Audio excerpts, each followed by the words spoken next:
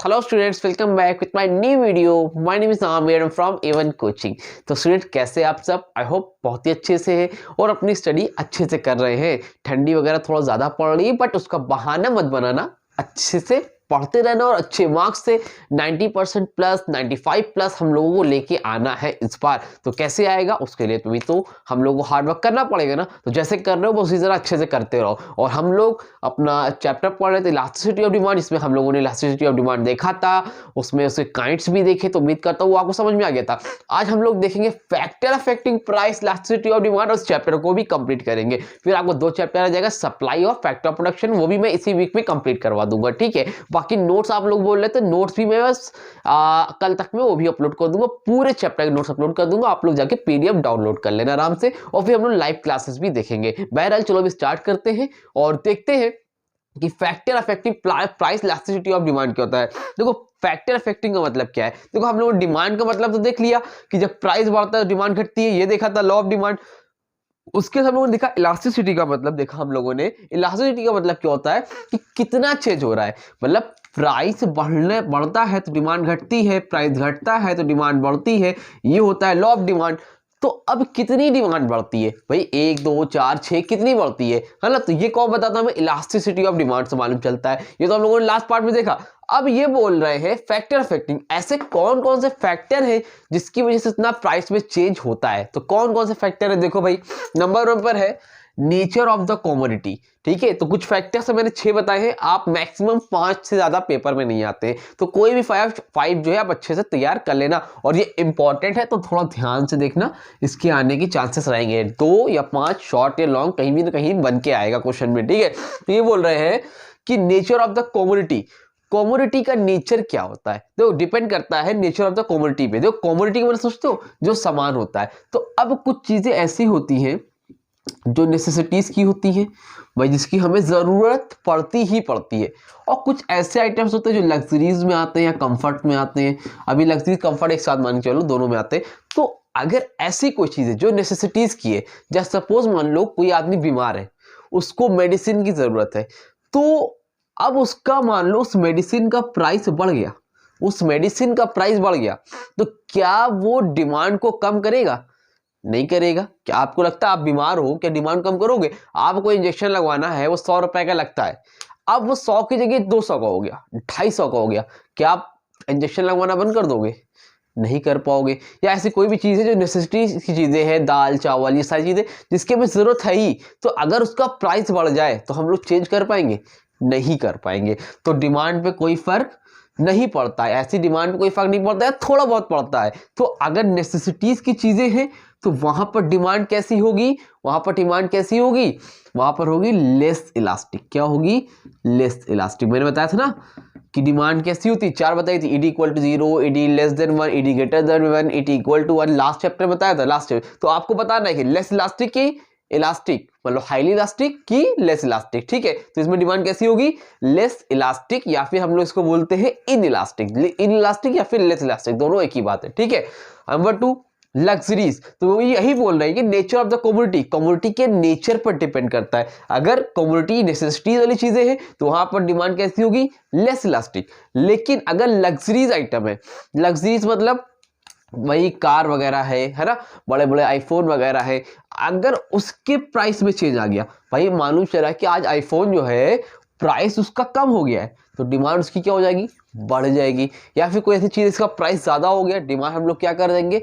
कम कर देंगे। तो अगर कमोडिटी ऐसी है जो लग्जरीज आइटम्स में आते हैं और उस ना, तो अगर उसमें कोई भी प्राइस बढ़ता या घटता है तो वहां पर डिमांड कैसी होती है? हाईली इलास्टिक होती है। यानी कि डिमांड में चेंज आता है। कैसी होती है? इलास्टिक। ठीक है, कैसी डिमांड होती है? इलास्टिक, या फिर आप लिख सकते हो हाईली इलास्टिक। ठीक है, समझ में आ रही बात कि नहीं आ रही? तो डिमांड वहां पर कैसी होगी? Highly elastic. यहां पर क्या होगी? Less elastic. नेसेसिटीज के आइटम में लेस इलास्टिक और लग्जरीज वाले आइटम में क्या होगी? Highly elastic. क्लियर हुआ? समझ में आया? आगे देखो दूसरा क्या है, देखो अवेलेबिलिटी ऑफ सब्स्टिट्यूट। दूसरा क्या है आपका? Availability of substitute. यानी कि ये बोल रहा है कि ऐसे कोई भी गुड्स, ऐसा कोई भी प्रोडक्ट जिसके सब्स्टिट्यूट अवेलेबल। सब्स्टिट्यूट समझते हो? जैसे मान लो आपका पेप्सी है, क्या है आपका? पेप्सी है, तो पेप्सी का सब्स्टिट्यूट कौन होता है? कोक। पता है ना पेप्सी का सब्स्टिट्यूट कौन है? कोक। तो अगर किसी भी गुड्स का सब्स्टिट्यूट अवेलेबल है तो ऐसे केस में क्या होगा? अगर मान लो पेप्सी का प्राइस बढ़ गया तो लोग क्या करेंगे? कोक पीने लगेंगे, और कोक पीने लगेंगे तो पेप्सी की डिमांड क्या हो जाएगी? कम हो जाएगी। और जब डिमांड में चेंज आएगा तो डिमांड वहां पर कैसी होगी? Highly elastic. समझ में आ रही बात? ध्यान समझना बात को। बोल रहा है कि अगर सब्स्टिट्यूट अवेलेबल है और पेप्सी का प्राइस बढ़ा तो कोक की डिमांड क्या हो जाएगी? बढ़ जाएगी। तो वहां पर कैसा रिलेशन होगा? इलास्टिसिटी कैसी होगी? Highly elastic. भाई चेंज हो रहा है ज्यादा। लेकिन अगर मान लो कि पेप्सी का सब्स्टिट्यूट अवेलेबल ही नहीं है, मान लो कुछ देर के लिए कि भाई एक ही सॉफ्ट ड्रिंक है, वो है पेप्सी, कोक वगैरह तो मिलती ही नहीं, कोई और है ही नहीं, तो ऐसे में क्या होगा? ऐसे में क्या होगा? प्राइस बढ़ेगा तब भी डिमांड में चेंज नहीं होगा। क्यों नहीं होगा? क्योंकि भाई इसका कोई सब्स्टिट्यूट अवेलेबल है ही नहीं। कोई सब्स्टिट्यूट अवेलेबल है ही नहीं, तो वहां पर कंडीशन क्या होगी भाई? वहां पर कैसी होगी इलास्टिसिटी? डिमांड कैसी होगी? Less elastic. कैसी होगी डिमांड? Less elastic. क्यों होगी लेस इलास्टिक? समझना बात को, समझ रहा? क्योंकि इसका कोई सब्स्टिट्यूट अवेलेबल है ही नहीं, तो डिमांड में इतना फर्क पड़ेगा ही नहीं। लोग पेप्सी पिएंगे ही पिएंगे, चाहे जो कर लो। आप पियोगे ही पियोगे कोल्ड ड्रिंक, पेप्सी क्या करोगे? कोई ऑप्शन ही नहीं है, तो पेप्सी का प्रोडक्ट जाके पियोगे। अब कोक का अवेलेबल होता तो भाई इसकी डिमांड में चेंज आता। क्यों चेंज आता भाई? क्योंकि भाई इसको सब्स्टिट्यूट अवेलेबल है। तो जब सब्स्टिट्यूट अवेलेबल होता है तो वहां पर क्या होता है? हाईली इलास्टिक होता है। लेकिन जब सब्स्टिट्यूट अवेलेबल नहीं है किसी प्रोडक्ट का तो वहां पर कैसी डिमांड होती है? Less elastic. क्लियर है? समझ में आ गया? चलो थर्ड पॉइंट देखो। थर्ड पॉइंट क्या आपका? Number of uses. Number of uses का मतलब क्या है? यहां पर नंबर ऑफ यूजेस का मतलब है, मान लो कोई भी ऐसा चीज, कोई भी ऐसा प्रोडक्ट जिसके कई यूज हो सकते हैं। जैसे सपोज मान लो इसे आपका है मिल्क। क्या है? मिल्क। अब मिल्क क्या क्या है? देखो आपका ऐसी चीज, ऐसे कोई भी प्रोडक्ट जिसका आप कई जगह पर यूज कर सकते हो। बोल रहा है नंबर ऑफ यूजेस। मान लो मिल्क है। अब दूध का क्या है? कई जगह पर यूज होता है भाई, पनीर भी बन सकती है, दही भी बन सकती है ना? अलग अलग जगहों पर काम आता है ना? जूस वगैरह पी सकते हो, बनाना शेक, मैंगो शेक बना के बढ़िया पी सकते हो। तो अगर ऐसा कोई भी प्रोडक्ट है जिसका प्राइस बढ़ता है, मान लो इसका प्राइस मान लो भी कम हो गया, इसका प्राइस कम हो जाता है, तो क्या डिमांड पे फर्क पड़ेगा? पड़ेगा। क्यों पड़ेगा भाई? प्राइस कम हो गया तो अब मैं क्या करूंगा? जूस पीने बाहर नहीं जाऊंगा, खुद ही बना लूंगा। जितने भी अलग अलग आइटम्स बनते थे दूध के, मैं खुद बना के पीऊंगा। भाई ऐसा क्यों? क्योंकि भाई प्राइस कम हुआ तो लोग मिल्क क्या करेंगे? ज्यादा खरीदेंगे, ज्यादा यूज करेंगे। तो डिमांड यहां पर कैसी होगी? अगर प्राइस कम हो रहा है तो क्या होगी वहां पर? हाईली इलास्टिक होगी। अगर कोई भी ऐसा प्रोडक्ट है, अगर कोई भी ऐसी चीज है जिसके प्राइस कम होने से डिमांड में चेंज होता है, उसको हम लोग क्या बोलते हैं? Highly elastic. लेकिन मान लो अगर कोई ऐसा प्रोडक्ट होता, ऐसा कोई भी चीज होता जिसके प्राइस में चेंज होने से डिमांड पे इतना फर्क नहीं पड़ता है, जिसके कई यूज नहीं होते हैं। जैसे आपके लेडीज के बैंगल्स होते हैं, बैंगल्स समझते हो ना, जो हाथ में पहने जाते हैं। तो अब वो कौन पहनता है? औरतें ही पहनती हैं, और कोई तो पहनता नहीं है। अब उसमें प्राइस में चेंज वगैरह आया तो डिमांड में इतना इफेक्ट नहीं आ पाएगा, और जब डिमांड में इतना चेंज नहीं होगा तो वहां पर क्या होगा? Less elastic. तो डिपेंड करता है कि ऐसे कौन से प्रोडक्ट है जिसके कई यूजेस है। अगर कोई भी प्रोडक्ट है जिसके कई यूजेस हो सकते हैं, याद रखना, जिसके कई यूजेस हो सकते हैं, वहां पर क्या होगा? हाईली इलास्टिक, डिमांड में ज्यादा चेंज होगा। लेकिन अगर कोई ऐसी चीज है जिसका यूज ज्यादा नहीं होता है, वहां पर क्या होगा? Less elastic. क्लियर? समझ में आ गया? चलो आगे देखो। Possibility of postpone. Possibility of postpone का मतलब क्या है? किसी भी चीज को पोस्टपोन कर देना। जस्ट सपोज मान लो आपको जाना है मुंबई, ठीक है? अगर आपको कल ही जाना है मुंबई, और ट्रेन का टिकट भाई आज के ठंडी दिन है तो एसी से जाना, और प्राइस बहुत ज्यादा चल रहा है, ठीक है? अब एक जगह जाना, वो 10,000 रुपए प्राइस है। अब लेकिन कल जाना है, कल मीटिंग है, इमरजेंसी है, अर्जेंट, आपको कल ही जाना है, मतलब जाना है, उसको आप पोस्टपोन नहीं कर सकते हो। अगर कोई ऐसी डिमांड है जिसको आप पोस्टपोन नहीं कर सकते हो, कल पे टाल नहीं सकते हो, तो वहां पर डिमांड क्या रहेगी? आपकी इनइलास्टिक रहेगी। क्या रहेगी? Less elastic. यहां पर आप पोस्टपोन नहीं कर सकते हो, वहां पर डिमांड कैसी होगी बेटा? लेस इलास्टिक या फिर इनइलास्टिक। क्यों होगी? क्योंकि भाई डिमांड में ज़्यादा चेंज आएगा नहीं।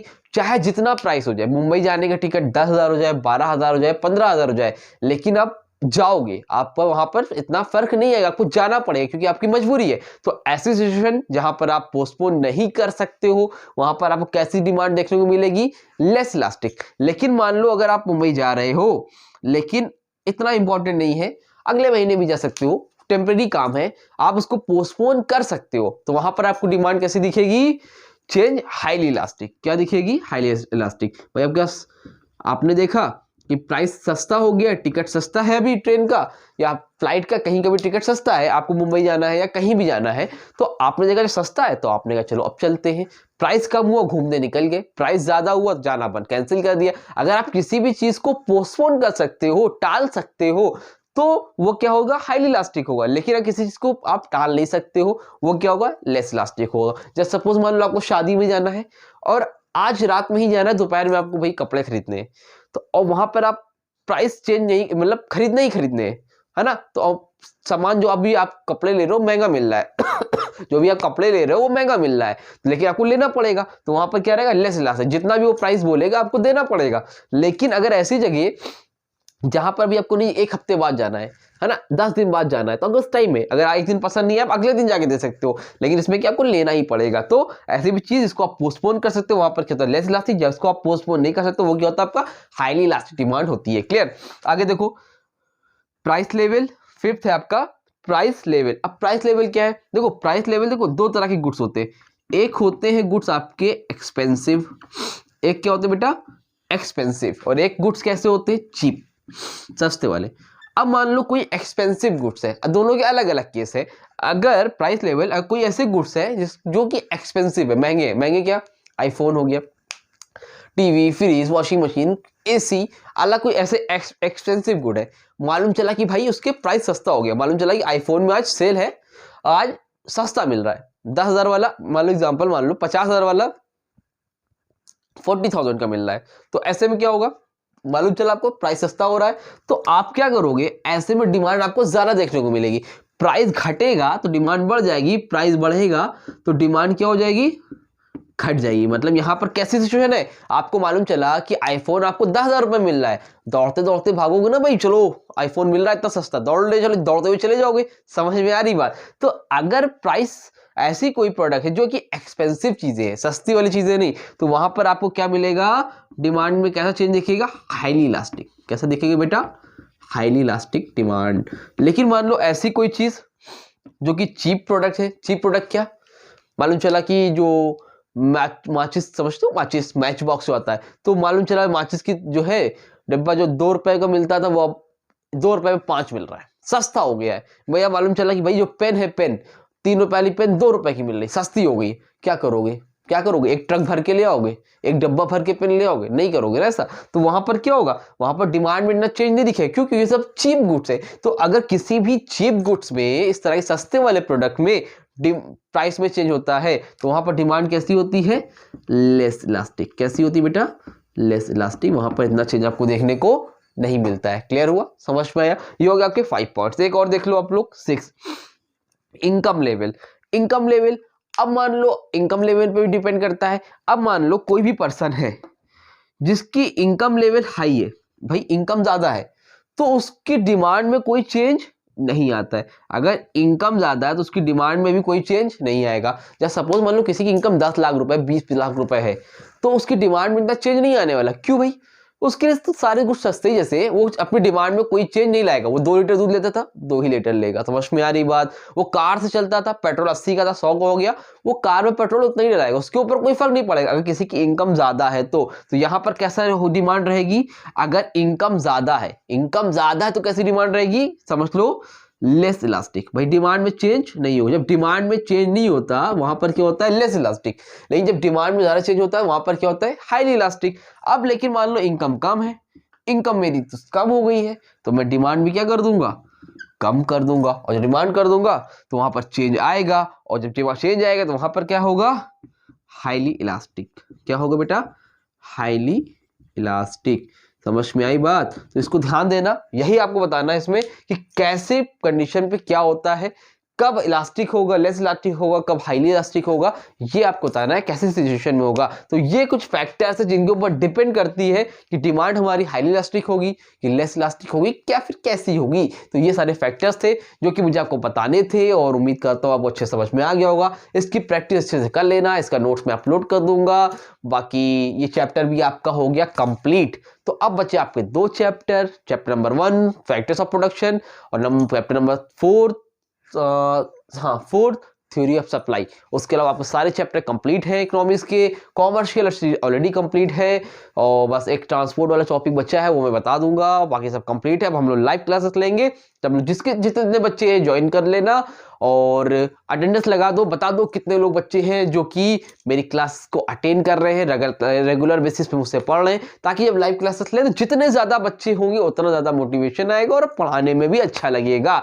तो अपने क्लास के जितने भी बच्चे हैं, अपने जात वाले जितने भी हैं, उनको शेयर करो वीडियो को, ताकि वो भी अच्छे से पढ़े और हम सब साथ में मिलकर करें और सब के सब अच्छे नंबर से पास हो। जिस तरह से लास्ट ईयर का रिजल्ट यह था, लास्ट ईयर जितने पढ़ाए हुए बच्चे थे मेरे, ऑनेस्टली से बताऊं तो 98 हाईएस्ट गया था, बट अब की बार मुझे 100 वाले बच्चे चाहिए, कई बच्चे चाहिए जो कि 100 आउट ऑफ 100 स्कोर करेंगे। तो एमसीक्यू की प्रैक्टिस करेंगे और अब की बार 100 में से 100 लाना है। इस बात को याद रखना, प्रैक्टिस करते रहो। कोई डाउट हो यार, मैं अवेलेबल हूं। जितने बच्चे मुझे जानते हैं कमेंट सेक्शन पे या फिर इंस्टाग्राम में मुझसे जितने भी कांटेक्ट करते हैं, मैं इंडिविजुअली, चाहे वो क्लास 9, 10, 11, 12 किसी का भी हो, सबको मैं रिप्लाई करता हूं। जैसे ही टाइम मिलता है उनकी हेल्प करता हूं। तो आपको ही कोई प्रॉब्लम हो तो मुझसे आप कांटेक्ट कर लेना। जैसे ही मौका मिलेगा मैं आपको रिप्लाई जरूर से करूंगा। तो चलो, वीडियो अच्छी लगी तो वीडियो को लाइक कर देना, चैनल को सब्सक्राइब कर लेना, अपने दोस्तों को शेयर कर देना। मिलेंगे अपनी न्यू वीडियो में जिसमें हम लोग न्यू चैप्टर अपना स्टार्ट करेंगे, फैक्टर ऑफ प्रोडक्शन या फिर थ्योरी ऑफ सप्लाई, और चैप्टर को, सिलेबस को एंड की ओर ले जाएंगे। इस वीक में सिलेबस आपको कंप्लीट करा दूंगा, टेंशन मत लेना। चलो मिलते हैं अपनी न्यू वीडियो में, तब तक के लिए थैंक यू सो मच।